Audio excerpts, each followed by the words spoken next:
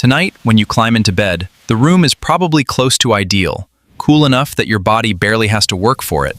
Somewhere in the evening, your core temperature quietly drops by a degree or two, blood shifts toward your hands and feet to shed heat, and you fall asleep without ever thinking about the process at all. Now imagine the same body, but lying on a thin mat of dried grass inside a rock shelter tens of thousands of years ago. In a landscape with no breeze, stone walls still radiating the heat they soaked up all day, and air thick enough that breathing feels like effort. Your body still needs to cool down to fall asleep.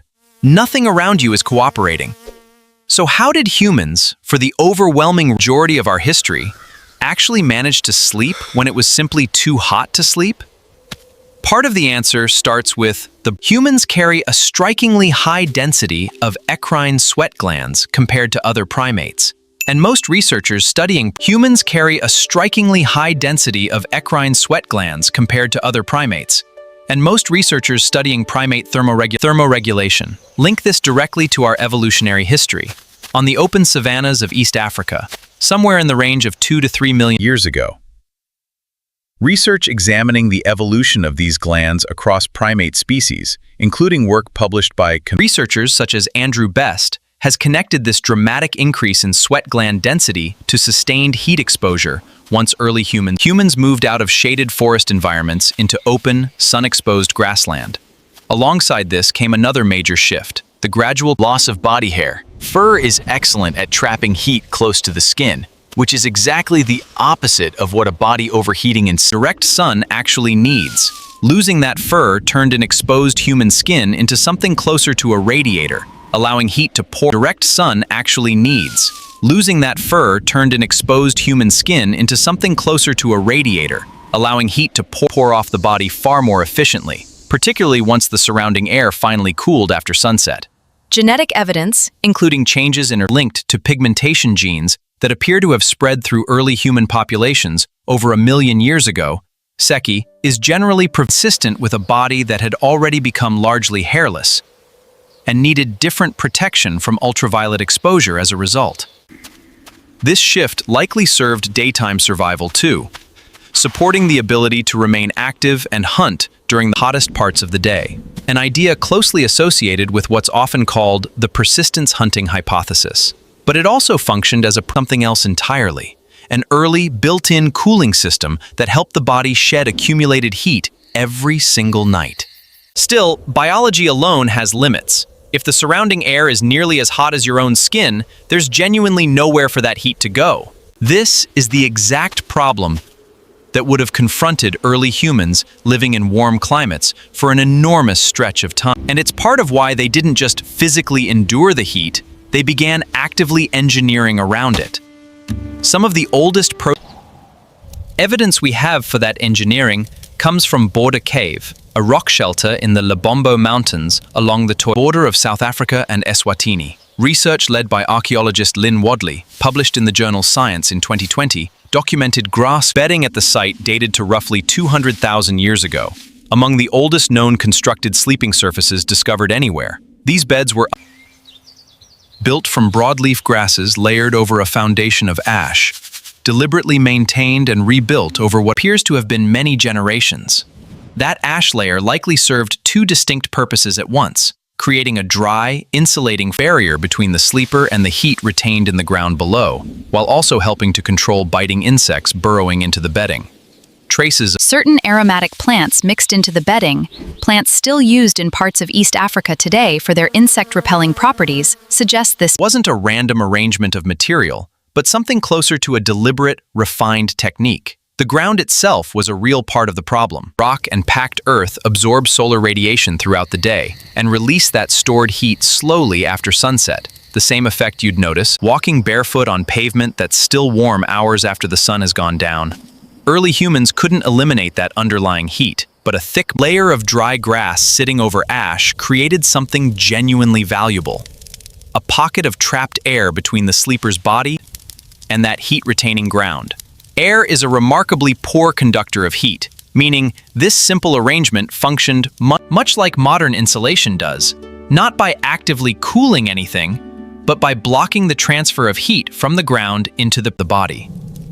200,000 years ago, in a cave in southern Africa, Someone worked that out. We'll never know who. But in a very real sense, they invented the bed. And the bed itself was a thermal tool. Even with bedding, and even with heat shedding, sweat-efficient skin, some nights would still have simply been too hot to fully overcome.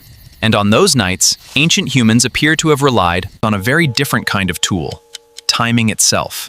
Research examining the sleep patterns of present-day hunter-gatherer communities whose lifestyles closely resemble ancestral conditions, including work led by researchers such as Gandhi Yetish, alongside sleep scientist Jerome Siegel, study groups including the Hadza of Tanzania, the San of Namibia, and the Tsimane of Bolivia. Their findings challenged a fairly common modern assumption that ancient humans simply slept from sundown until sunrise. They generally didn't. Average nightly sleep duration across these groups came out considerably shorter than typical sleep in industrialized societies, and critically, the timing of sleep onset didn't track darkness at all, it tracked temperature. Across these groups, people tended to fall asleep as the surrounding temperature was actively dropping, and wake up close to the coldest point of the night, typically shortly before dawn. In warmer months, when temperatures stayed elevated later and later into the evening, sleep onset shifted later and overall sleep duration shrank further. In effect, the body appears to wait for a kind of environmental permission. Sleep becomes possible once the surrounding air finally cools enough to support the natural drop in core body temperature. Not simply whenever darkness falls. This raises an obvious question. If people were sleeping less on the hottest nights, how did they get enough rest at all? The likely answer is that our ancestors probably didn't sleep in one single, uninterrupted block the way many people assume is natural today. Historical research conducted by Roger Eckertz, drawing on an extensive body of pre-industrial European written sources, documented widespread historical references to what were described as a first sleep, and second sleep. Two separate sleeps separated by a period of quiet wakefulness in the middle of the night, during which people might tend a fire, talk quietly, or simply rest before returning to sleep until the morning. In hot climates, this kind of segmented pattern would likely have been even more pronounced. A first sleep as temperatures initially dropped in the evening, a wakeful period during the genuinely coolest hours of the night, useful for drinking water, repositioning, or simply letting the body radiate heat into cooler air, followed by a second sleep carrying through to dawn. And this segmented, temperature-driven sleep didn't happen in isolation.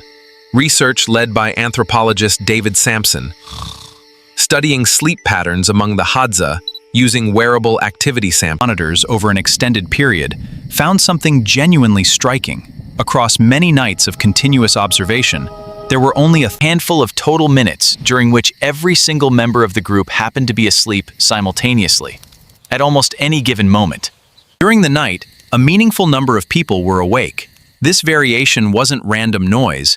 It appears to track differences in individual chronotype, the natural tendency toward earlier or later sleep timing, which in Hadza groups tended to correlate loosely with age. Older individuals tending to sleep and wake earlier, younger individuals staying up later. The overall effect was something close to a rolling wave of wakefulness, passing through the group across the night, meaning the community as a whole was rarely, if ever, fully asleep and fully vulnerable at the same time. Researchers studying this pattern have described it using the idea that even something like an older relative's lighter, more fragmented sleep may reflect a very old, functional pattern rather than simply a modern sleep complaint. In other words, heat likely didn't just shift when ancient humans slept. It shaped how they slept, and quite possibly who within a group happened to be awake and alert. At any given point during the night, a rolling, distributed form of vigilance built directly into the rhythm of a hot night's rest. As human societies grew larger and more architecturally sophisticated, the built environment itself increasingly became part of the evolution. Sumerian communities in ancient Mesopotamia, among the earliest large urban societies, roughly 5,000 years ago in what is now Iraq, commonly built homes with flat rooftops and open courtyards, specifically because indoor air during summer nights was often unbearable. Families frequently cooked, ate, and slept on these rooftops, fully open to the night sky. This wasn't simple improvisation, it reflects a real physical principle, generally described today as radiative cooling. A clear night sky acts as an enormous heat sink, allowing exposed surfaces to radiate accumulated heat outward and cool below the surrounding air temperature, an effect blocked almost entirely by an enclosed roof and walls. Ancient builders clearly didn't need the modern physics vocabulary to understand, through direct experience, that sleeping under open sky felt noticeably cooler than sleeping inside. Ancient Egyptian communities developed this, but further, particularly in cities like Thebes, where summer temperatures could climb dramatically. People commonly slept on rooftops, sometimes with wet reed mats hung across doorways and windows below to cool any air passing through the home, and clay water vessels placed to allow gradual evaporation, an early form of evaporative cooling. Centuries later, in the Persian city of Yazd, in present-day Iran, architects developed wind-catching towers known as bajirs, some of which have stood for over 1,000 years, designed specifically to funnel moving air downward into living spaces and meaningfully lower interior temperatures. None of this was decorative. These were functional sleep technologies, built by people who understood a simple layered principle. Cool the body directly if you can. Speak the text carefully. Cool the surrounding air if you can't. And if neither is fully possible, move the body to wherever the air is naturally coolest. Step back and look at the full picture this evidence builds. Ancient humans faced a genuinely difficult nightly engineering problem. A body that requires cooling in order to properly fall asleep, trapped repeatedly inside environments that stubbornly refuse to cool down. And the response came from several directions at once. It came from biology, the gradual loss of body hair, and a dramatic increase in sweat gland density, turning bare human skin into an efficient heat-radiating surface refined across millions of years. Grass and ash bedding that physically separated the sleeping body from the retained heat of the earth beneath it. It came from timing, sleep. Speak the text carefully, shifting to follow the temperature curve of the night itself, broken into segments that let the coolest hours of work no other technology available at the time could manage. It came from community, wakefulness distributed unevenly across a group, so that no single hour of the nights left everyone equally vulnerable and unaware. And it came from architecture, rooftops open to the sky, wind deliberately channeled through towers, wet cloth hung to cool moving air. Every one of those solutions still lives inside you in some form. Your body still drops its core temperature before sleep. Blood still shifts toward your hands and feet to help vent excess heat. A mechanism researchers studying sleep physiology have identified as one of the strongest physical predictors of how quickly a person actually falls asleep. Underneath the thermostat, the memory foam, and the climate control, you're still, in a very real sense, a primate whose ancestors solved the problem of unbearably hot nights so thoroughly and for so long that most of us have simply forgotten it was ever a problem at all. Tonight, the room will likely be cool, the sheets smooth, the whole process barely worth a second thought.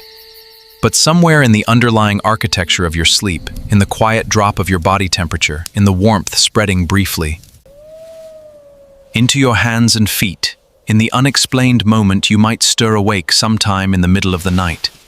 200,000 years of restless, resourceful ancestors are still, in a sense, lying right there beside you.